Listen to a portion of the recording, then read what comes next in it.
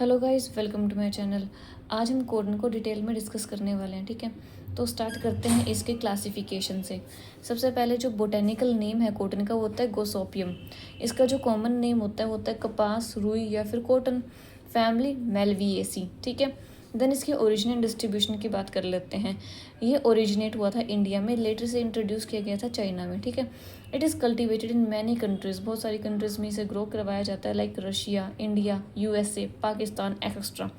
India में इसे बहुत सारे स्टेट्स में कल्टीवेट किया जाता है, उगाया जाता है, जैसे कि गुजरात में, कर्नाटक में, आंध्र प्रदेश में, तमिलनाडु में। ठीक है, जो गुजरात है वो क्या है, लार्जेस्ट कॉटन प्रोड्यूसिंग स्टेट है। ठीक है, then botanical description.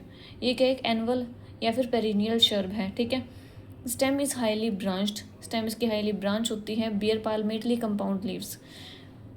The fruit is capsule. Fruit capsule है, is also known as boll. Flower are solitary and axillary in position. ये एक बाइसेक्सुअल प्लांट है। Calyx is cup shape with 5 persistent sepals. Diagram आप book से देख सकते हैं। Then इसकी कल्टीवेशन की बात कर लेते हैं। Temperature. Cotton grows in warm temperature with ideal temperature range 21 to 30 degrees Celsius. Sunlight. Plenty of sunlight is also needed for optimal growth. Plenty of sunlight is also needed for optimal growth and development. Then soil. Cotton can be grown in various type of soil. से बहुत सारे soils में grow करवाया जा सकता है, like heavy black clay से light Sandy soil तक में हम ग्रो करा सकते हैं। ठीक है, soil should be well drained soil होनी चाहिए। सोइंग टाइम क्या होता है इसका? सोइंग टाइम होता है इसका जून जुलाई का, और हार्वेस्टिंग टाइम होता है इसका नवंबर टू फरवरी का। ठीक है, प्लांटिंग मेथड क्या है?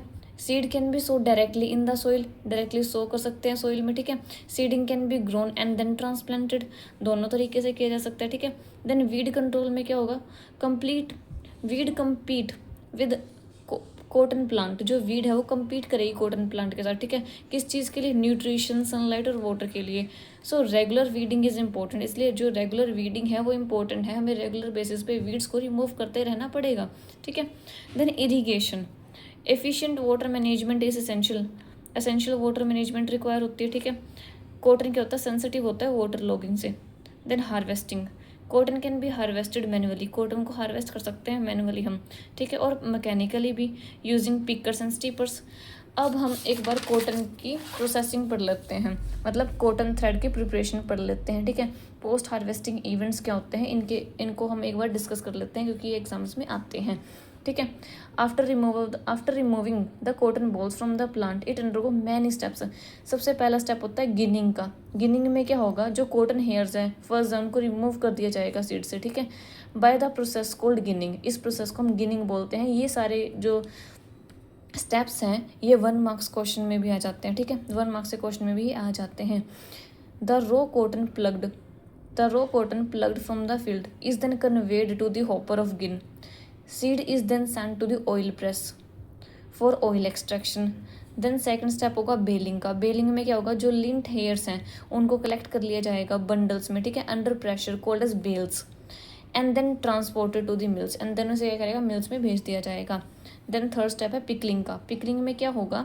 इन टेक्सटाइल मिल्स जो फाइबर्स हैं उन्हें पिक ऑफ किया जाएगा एंड बीटन, उन्हें बीट किया जाएगा। ठीक है, सो डैट अ फ्लफ, ताकि उनमें फ्लफनेस आ जाए। ठीक है, फ्री हो जाएं वो इम्प्योरिटीज से। Cotton fibres are now in uniform layers. Then हो गया है कॉटन फाइबर्स यूनिफॉर्म लेयर में आ जाएंगे। देन क्या होगा? लैपिंग होगी। लैपिंग में क्या होता है? 3 layers of cotton fibre are combined into 1। जो 3 लेयर्स हैं कॉटन फाइबर की उन्हें एक में कंबाइन कर दिया जाएगा। ठीक है, देन है कार्डिंग, कॉम्बिंग और ड्राइंग। इसमें क्या होगा? In this process short fibres are extracted. Short fibres को एक्सट्रैक्ट किया जाएगा एंड लॉन्ग फाइबर्स को भी एक्सट्रैक्ट किया जाएगा। देन क्या करेंगे? स्टेट करेंगे और इवनली डिस्ट्रीब्यूट कर देंगे। ठीक है, हमारे पास इसमें एक और स्टेप होता है, लास्ट स्टेप है इसका ट्विस्टिंग। ट्विस्टिंग में क्या होता है? जो थ्रेड्स हैं, जो फाइबर्स हैं, उन्हें क्या करेंगे? हम ट्विस्ट करेंगे। ट्विस्ट करने के बाद क्या है? वो रेडी है मार्केटिंग के लिए। ठीक है, तो ये हमारा इसका लास्ट स्टेप था।